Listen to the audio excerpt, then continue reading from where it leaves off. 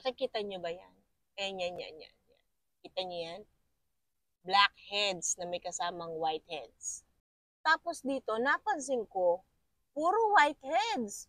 Napansin ko rin, dito pala sila namumugigi. O ano yung namumugigi? Namamahay. Kaya gagamit tayo ng Isasi T3 Blackheads Removal. Alam niyo ba mga me, itong aking hawak na to ay complete set.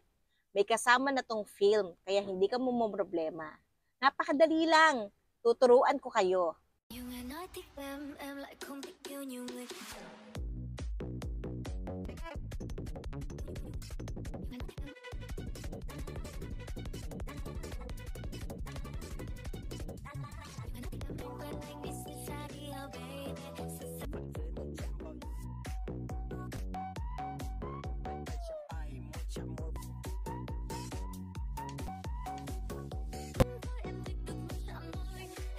Siyempre, after 15 minutes, binabad ko siya talaga ng 15 minutes. Kaya kita nyo, tuyot na tuyot na. Mami, mga me, ante, walang kasakit-sakit. Ayun, kitang-kita agad ang whiteheads at blackheads na meron ako.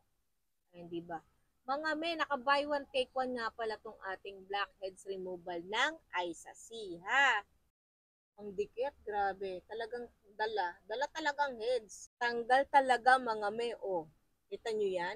Lalong-lalo na dito sa mga singit-singit. Mag-check out na, ha?